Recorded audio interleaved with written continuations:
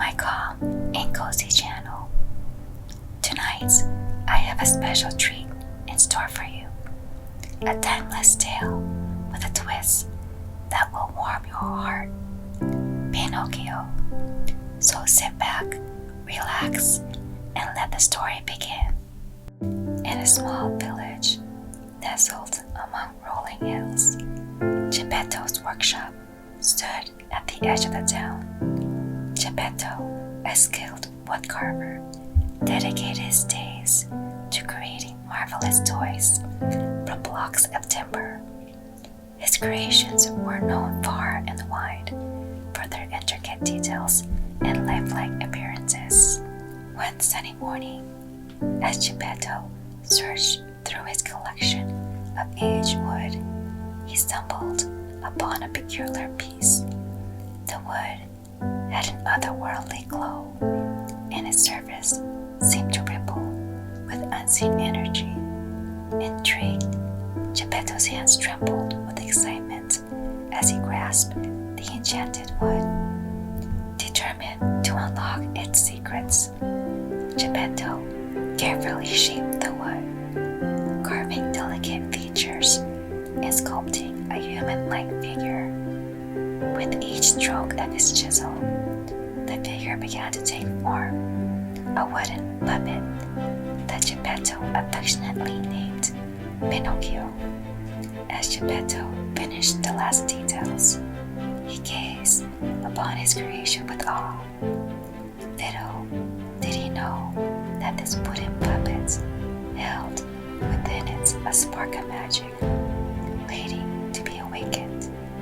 With a gentle touch, Geppetto breathed life into Pinocchio, and the puppet's eyes blinked open, filled with wonder and curiosity. Pinocchio's wooden joints creaked as he sat up, and his mouth formed a smile. Geppetto's heart swelled with joy and affection as he embraced his wooden creation. "Welcome to the world, Pinocchio," he whispered. As Pinocchio wobbled to his feet, his newfound consciousness filled him with a thirst for knowledge and adventure. His wooden exterior, once lifeless, now pulsed with a vibrant energy. Geppetto's workshop, filled with toys and tools, became Pinocchio's playground and classroom. Days turned into weeks, and Pinocchio's presence in the village became a topic of fascination and excitement. Villagers would flock to Geppetto's workshop, marveling at the wooden puppet who possessed the gifts of life. Pinocchio, with his wide-eyed innocence, would entertain them with his lively gestures and attempts to imitate human behavior. Yet, it didn't take long for Pinocchio to encounter the peculiar effect of his magic. As he conversed with the villagers, a strange sensation would overcome him. Whenever he uttered a lie, his nose would twitch, and before everyone's eyes, it would grow longer. The first time it happened, Pinocchio felt a mixture of surprise, confusion, and embarrassment. He watched in disbelief as his nose extended like a wooden branch, stretching into the air. The villagers erupted in laughter, finding amusement in Pinocchio's predicament. Geppetto approached Pinocchio with a gentle smile. "Pinocchio, my dear boy, your enchantment is a gentle reminder of the magic within you. It wants to teach you the value of truth and the consequences of lying." Pinocchio, still bewildered, nodded earnestly. He understood that his unique condition held a lesson, and he resolved to embrace it. From that moment on, Pinocchio endeavored to speak nothing but the truth. Word of Pinocchio's unusual gift spread far and wide, capturing the attention of both admirers and skeptics. Some sought his presence to test the truthfulness of their own words, while others saw him as a novelty to ridiculed. But Pinocchio remained steadfast, never succumbing to the temptation to deceive or exaggerate. Chapter 3. Pinocchio's reputation of truth spread far and wide, reaching the ears of those who sought to exploit his vulnerability. Among them were Reynard, a sly and mischievous fox, and Cassandra, a cunning cat. They had heard of Pinocchio's magic and saw an opportunity to manipulate the wooden puppet for their own gains. One fateful day, as Pinocchio ventured beyond the confines of the village, he stumbled upon Reynard and Cassandra. The fox wore a charming smile, while the cat's eyes gleamed with cunning. They approached Pinocchio, taking interest in his unique gifts of truth. "Pinocchio, my dear boy," Reynard poured, his voice dripping with full sincerity. "We've heard of your remarkable ability to discern truth from lies. How marvelous it would be to possess such a gift." Cassandra nodded in agreement as she studied Pinocchio. "Indeed, Pinocchio," she said, "but have you ever wondered if there might be more to your magic? Perhaps there is a way for you to become fully human." Pinocchio's eyes widened with both curiosity and longing. The thought of shedding his wooden form and becoming a real boy ignited a spark within him. "Is such a thing possible?" he asked, his voice trembling with anticipation. Reynard's smile widened, knowing he had captured Pinocchio's attention. "Oh, indeed it is, dear Pinocchio," he replied, his voice dripping with full sincerity. "There exists a mystical land, far beyond the reaches of our village. In that land, there stands a magnificent tree, one that bears bark capable of granting eternal humanity to those who partake of it." Pinocchio's heart fluttered with excitement. "Tell me more," he asked. Reynard and Cassandra exchanged knowing glances. They painted vivid pictures of the wondrous land, weaving tales of magical transformations. With each word, their plan to exploit Pinocchio's innocence grew closer to completion.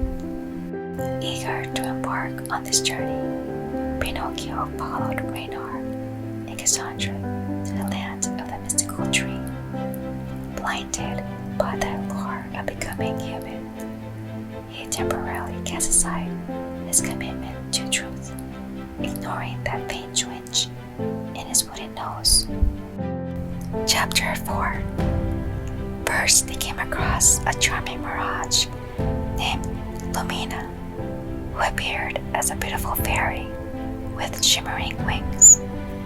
Lumina's enchanting voice promised Pinocchio power and influence if he would forsake truth and embrace the art of deception. She whispered tantalizing tales of pain and fortune that awaited him in a world where lies ruled supreme. Her words tugged at Pinocchio's desires, igniting a spark of temptation within him. He found himself entranced by her promises, his wooden heart yearning for the fulfillment of his deepest desires. But just as his tongue was about to utter a lie, a flicker of truth sparked in his mind. He recognized Lumina for what she truly was, an illusion crafted to deceive him. With a burst of clarity, Pinocchio resisted the allure of Lumina's false promises.